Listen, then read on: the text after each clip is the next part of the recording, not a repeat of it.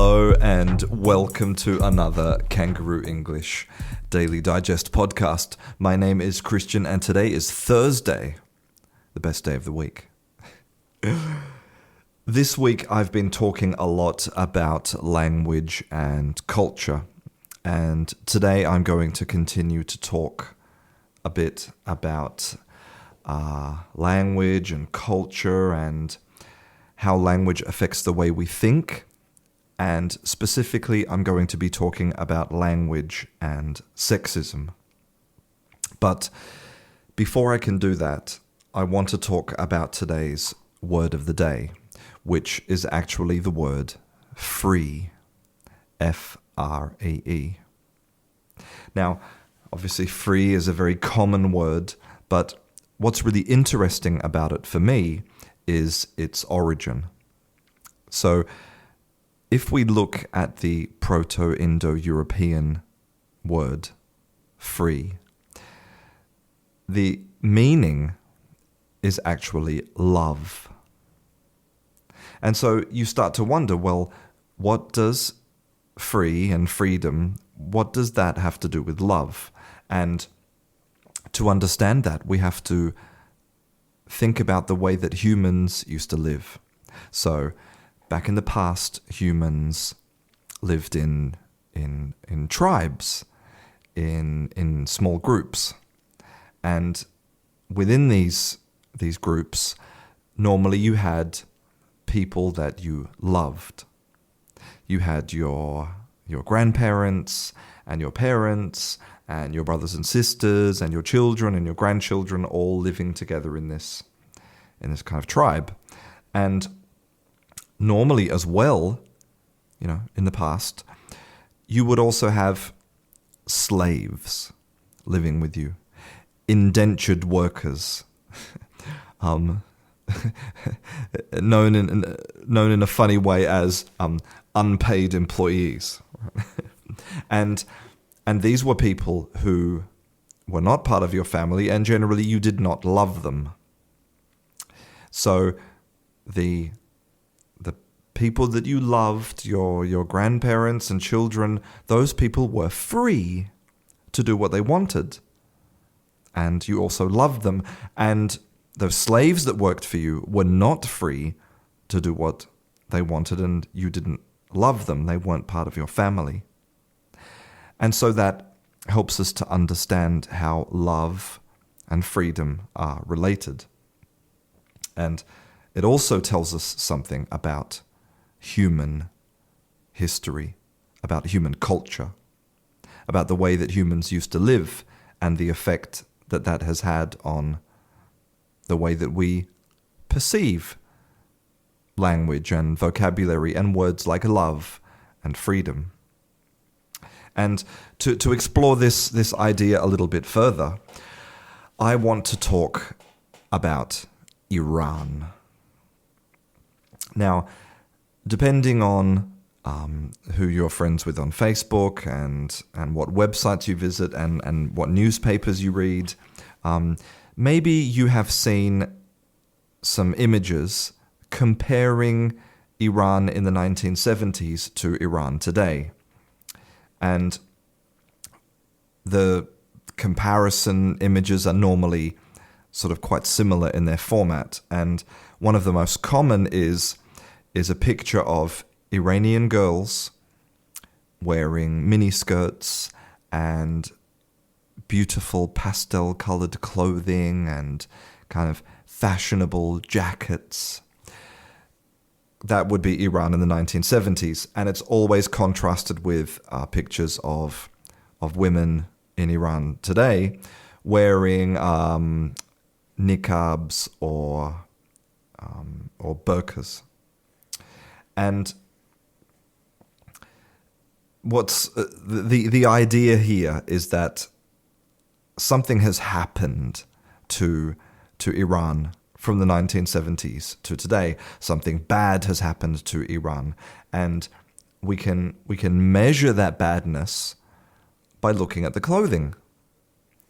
And so there's this very kind of westernized idea that we can measure the amount of freedom that women have in a society by measuring the length of their skirts.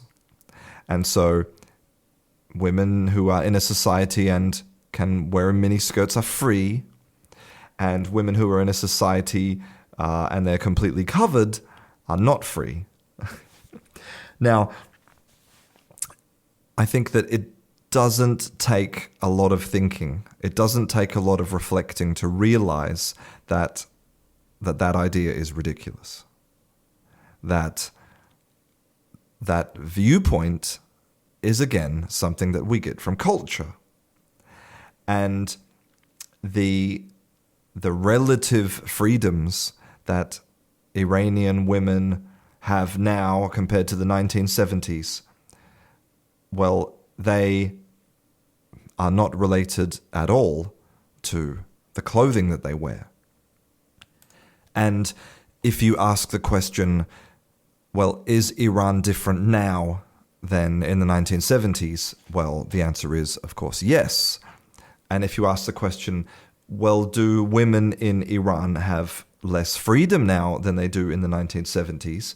Well, that question is a bit more complicated. And in fact, if you look on Wikipedia or other websites which talk specifically about women's rights in Iran, you'll find that in general, women in Iran enjoy quite a wide range of freedoms, similar to what you would find in most westernized countries. You know, the freedom to get an education, to work, to make choices about what they wear and where they go, etc.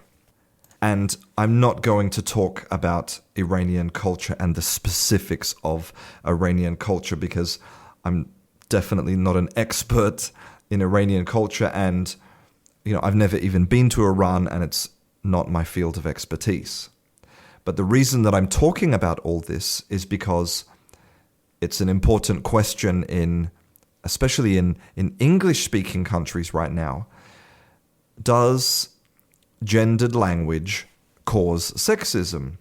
And can gender-neutral language fix the problem of sexism?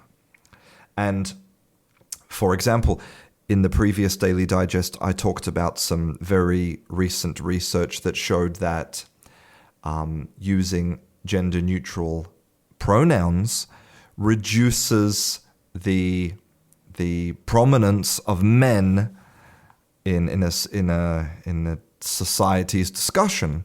So using gender-neutral pronouns can actually be of great benefit to the LGBT community. But what's important to realize is that the effect comes from us making that decision as a society. The effect doesn't come from the language itself. It comes from our decision to use that language, not the other way round. And to illustrate my point further, I would like to look at the Persian language, which is spoken in Iran. Now, Persian is interesting to me as somebody who's interested in language, because Persian is actually an Indo-European language, which means that Persian is related to English and French and Portuguese, and it's not related to Arabic, for example, even though its geographical situation is right there in the Middle East. Now, the other really interesting thing about the Persian language is that it is genderless. So, for example, in English and lots of other languages, we have pronouns for he and she, and also sometimes it for inanimate objects. But Persian doesn't have any of that. It has one single pronoun, u, which is used for both he and she. And listen to this. In Persian, the same nouns are used for both male and female professionals. For example, bazigar means both actor and actress, and pish khidmat means waiter or waitress. And so possessive adjectives, object pronouns, normal adjectives, none of those in the Persian language spoken in Iran have gender. So if we ask the question, has gendered language had an effect on English society? Well, we can look at Iran and say, well, there's a language which has no gender, and it's a country which has seen various changes in culture, various changes in the freedoms of the people, various changes in the society's attitude towards women, various changes in sex equality, in gender equality, and clearly none of those are in any way related to language gender, because there is no language gender in Persian. So it's clear that we cannot solve, and we will not solve, problems like discrimination against women or discrimination against minorities simply by changing language. The way we solve it is by changing our culture, which therefore forces us or encourages us to change the language we use. And that sort of brings me onto another sort of similar piece of popular thinking about language, which is that each language has this kind of unique way of looking at the world, and each language has this effect on the people that is produced purely by the language. That the language has some sort of magical effect on its own, separated from culture. And I'm going to show you that's not true. So back in 2013, there was a mathematician and economist called Keith Chen. And Keith Chen did a TED Talk, and he released this paper. And the paper was called The Effect of Language on Economic Behavior: Evidence from Savings Rates, Health Behaviors, and Retirement Assets. And you may have seen this TED Talk. It was very popular. A lot of people have sent me links to it. It's just kind of an interesting and surprising topic. And basically what he did was he looked at languages all over the world that have different ways of talking about the future. So, for example, in Spanish, if I want to talk about the future, I conjugate my verb directly. So my verb contains futurity. In English, it's expressed slightly differently. In English, I would use an auxiliary like will to talk about the future. So it's not conjugating the verb, but it's indicated with grammar. But in other languages, like for example in Mandarin, the future is only indicated by context. There's no grammar which indicates the future. So, in English, if I said, tomorrow I will go to the shop, in Mandarin they would simply say, tomorrow I go to the shop. And you know that it's the future from the context. And so Keith Chen had this idea that languages which indicate the future strongly, like Spanish, for example, where you conjugate the verb, and Mandarin, where you do not strongly indicate the future, that people would have different ways of thinking about the future. And specifically, he thought that, for example, in Mandarin, if you're not really separating now, if you're not separating the present tense from the future tense, then you're more likely to make good decisions now because you don't see the future as something distant. The future is kind of strongly connected to the present. And this is, I'm going to read from the abstract of his paper. He said, empirically, I find that speakers of such languages, they save more, they retire with more wealth, they smoke less, they practice safer sex, and they are less obese. Now, it seems like a pretty kind of solid argument. There was a lot of data collected. There was a lot of very clever and very thoughtful analysis of that data. But there was one massive problem. Keith Chen didn't account for culture. And when you have a hard science like mathematics or economics or physics, sometimes these kind of theoretical kind of observations and theoretical, theories and hypotheses, they can be tested without the soft sciences, without psychology or linguistics. But something like this, trying to separate the way that people save money, the way that people practice safe sex, the way that people are less obese, if you try to separate that from culture, you're going to fail. And shortly after he published, 2 years after he published the paper, another group of researchers published this, Future Tense and Economic Decisions, Controlling for Cultural Evolution.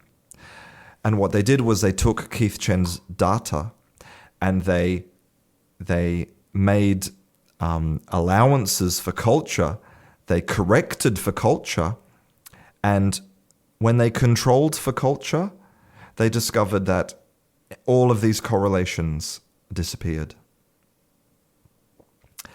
And it just shows how powerful culture is in basically everything that we do. And kind of any attempt to turn language into some type of system of rules and system of just abstract concepts. Anytime you try to turn language into maths, into science, you will fail, because language isn't science. Language is art. And you cannot separate language and culture. So again, I hope that you found this podcast interesting, and I hope that it's given you a deeper understanding of why and how language and culture are interconnected, and some of the myths and misconceptions about how and in what way language affects the way we think. I'm Christian. This is Kangaroo English. I'll see you in class.